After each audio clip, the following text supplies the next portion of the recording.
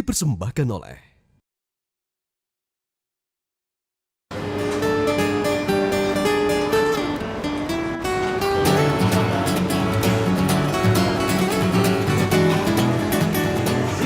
Hai Tinos, mana aja tungguin dari tadi.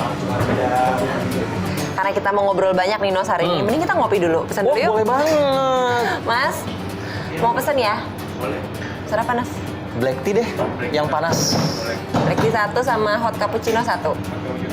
Terima kasih. Nah, ngobrolin apa kita kali ini sih? Wah, seru banget deh topiknya hari ini. Pasti kamu udah punya pengalaman, aku kebetulan juga punya pengalaman, tapi pasti banyak sahabat iCare di luar sana yang butuh infonya, yaitu tentang makanan pendamping ASI. MPASI. MPASI anak gitu loh. Ingat kan masa-masa itu? Ingat banget, nggak ada habisnya deh, nggak pernah lupa pengalaman yang sangat tidak Apa ya, terlupakan. campur aduk ya, MPASI Waduh, tuh. luar biasa, deg-degannya dapet, udah gitu serunya juga Serunya. dapet. Kenapa dibilang deg-degan? Karena waktu itu saya anak yang pertama si Uta. Itu susah banget sih, tergolong yang susah banget. Jadi setiap kali kita memberikan makanan untuk anak saya yang pertama itu si Uta, kita selalu menyediakan 3 menu makanan. Jadi biar dia pilih sendiri gitu. Yang teksturnya lembut, sedang, dan juga agak keras. Keras. Waduh, Pengen itu tahu pasti. dia lagi pengen makan yang mana tuh. Iya, Jadi kalau iya, kita iya, kasih iya. yang keras dulu nggak mau. Yang kedua nggak mau, yang ketiga baru. Terus biasanya kalau udah pilih satu, sisanya diapain tuh? Biasanya Orang bapaknya tuanya yang makan. Biasanya gitu, orang tuh jadi tempat sampah ya. Tapi bener banget tuh Nos, aku juga inget zaman aku MPASI Ryoji dulu. Ya. Itu kayaknya tiap hari deg-degan. Kenapa? Iya, takut aja nih anak mau nggak ya, nih anak mau nggak ya. Tapi dengar-dengar lagi kitanya juga harus positif kan ya sama Iya. anak. Kalau kitanya happy, anaknya kan happy juga. Dan harus membuat suasana makan tuh jadi menyenangkan gitu. Bener kan, buat banget. mereka. Apalagi kalau orang tua kan pengen memberikan yang terbaik. Tapi sebetulnya si anak tuh udah cukup aja sih gizinya Sebenarnya dengan gitu. makanan-makanan yang pokok-pokoknya gitu ya. Iya. Tapi adalah daripada kita so tahu ya ngomong-ngomongin gizi, mendingan kita tanya langsung sama ahlinya. Boleh? Siapa nih? Abis ini kita bakal ngobrol sama seorang dokter spesialis anak, dokter catur. Kita tanya A sampai Z seputar MPASI. Yuk, situ yuk. Oke. Nah, ini nih kita udah ketemu sama dokter catur spesialis anak. Dok, ini kan kita ngomongin MPASI nih. Kalau kayaknya hal pertama kalau ngomongin MPASI itu dari usia mulai MPASI-nya dulu. Kan yang kita tahu tuh 6 bulan. Dari WHO sarannya 4 sampai 6 bulan. Nah, sebetulnya kenapa sih Dok harus spesifik di usia tersebut? Ya. Jadi kalau misalnya berdasarkan WHO nih atau Organisasi Kesehatan Dunia, MPASI itu adalah segala jenis makanan atau minuman yang mengandung zat gizi yang dibutuhkan oleh bayi yang tidak didapat oleh ASI eksklusif. Kalau misalnya ditanya batasan usianya, itu ada berbagai macam versi. Sebenarnya saya perlu koreksi sendiri. Kalau WHO itu nyebutnya mulai dari 6 bulan. Kalau Oke. misalnya organisasi dari Eropa bilangnya itu 4 sampai 6 bulan.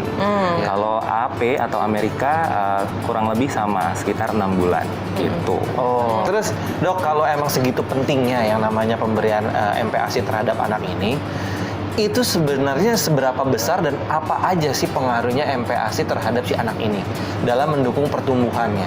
Untuk tumbuh dan berkembang secara optimal, maka mereka atau anak-anak ini butuh yang namanya asupan nutrisi yang dibutuhkan oleh tubuhnya itu.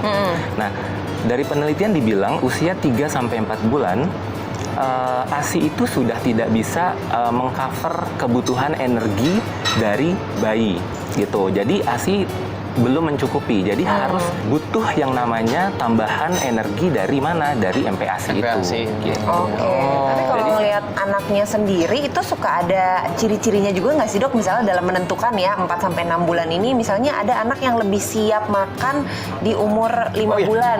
Silakan. Makasih, Mas. Cappuccino dan Di umur 5 bulan gitu Dok misalnya. Kayak anak saya sendiri mulai Siap, makannya di 5 bulan gitu. Karena katanya udah ada tanda-tandanya nih kalau ngelihat makanan udah pengen ngambil, pengen makan. Nah itu sebetulnya bisa nggak Dok jadi pertanda? Ada. Jadi kalau saya ngebaginya ada 2 tanda. Satu itu adalah tanda fisik, kemudian yang kedua ada tanda psikologisnya.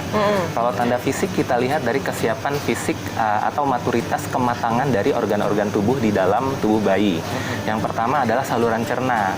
Jadi saluran cerna itu dikatakan bahwa mulai dari usia 4-6 bulan dia udah mulai siap tuh enzim-enzim pencernaannya. Jadi udah mulai siap kalau misalnya diberikan MPASI. Dari faktor fisik lainnya adalah bayi itu bisa duduk tanpa kita bantu, dan yang paling utama adalah lehernya itu tegak. Jadi kalau misalnya kita dudukkan, lehernya itu tegak dan tidak jatuh. Kalau tanda psikologisnya atau tanda psikisnya itu adalah dia tuh seperti celamitan.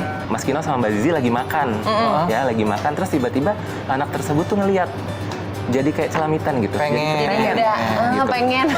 Mukpeng. ada keinginan psikis tersebut. Atau misalnya tanda lainnya adalah dia menangis, lebih rewel walaupun kita udah ngasih ASI eksklusif, secara kebutuhannya dia udah tercukupi, tapi dia lebih menangis, rewel, gelisah. Nah, itu adalah tanda-tanda dia lapar. Lapar terus. Iya, walaupun dikasih ASI. Oh, gitu. Oke. Terus masalah pemberian MPASI ini sendiri dong. Itu kan kalau nggak salah ya, ada beberapa metode dan setiap orang tua punya metodenya masing-masing. Yang baik dan benar dan tepat itu seperti apa sih, Dok, sebenarnya? Nah, kita biasanya ngebagi ada 3 kelompok usia. 6-9 bulan itu biasanya dia tuh udah bisa memindahkan makanan dari sisi mulut sebelah kanan ke kiri atau sebaliknya. Usia 6-9 bulan ini itu unik lagi, dia udah mulai tumbuh gigi, bener nggak? Benar. Ya, untuk teksturnya juga harus benar-benar sesuai dengan perkembangannya. Gak mungkin kita langsung ngasih yang namanya makanan kasar, sangat tidak dianjurkan. Jadi mulailah dari, kalau di literatur bilangnya pure itu saring, itu 6 bulan. Nanti dia naik 6, 7, 8, 9, dia mulai tumbuh gigi, mulailah dari yang pure itu menjadi kelumat atau mesh. Gitu. Jadi mulailah bubur itu. Kemudian untuk porsinya juga 1 kali makan itu harus minimal pakai mangkuk yang 250 cc. Kenapa tuh, Dok, harus pakai mangkok? Supaya kita keras tahu gitu? takarannya dan juga supaya kita tahu pemberiannya itu benar apa enggak, tepat apa enggak jumlahnya. Karena dari 250 cc itu kita biasanya minimal 3-4 kali sendok makan. Oke, wah ini menarik banget ya, Nos ya. Banget. Pasti buat ibu-ibu baru di luar sana yang baru melahirkan, terus 6 bulan mulai masuk MPASI ini lagi banyak dilema-dilema. Aduh, pakai metode apa ya? Kasih makannya kayak Kasih gimana makan ya? apa ya? Itu kadang-kadang suka Mau lama nggak banget. ya anak saya? Aduh, banyak banget deh drama-dramanya. Tapi nanti kita akan ngobrol lagi sama Dokter Catur ya. Jadi jangan kemana-mana, tetap di Metro Eye Care.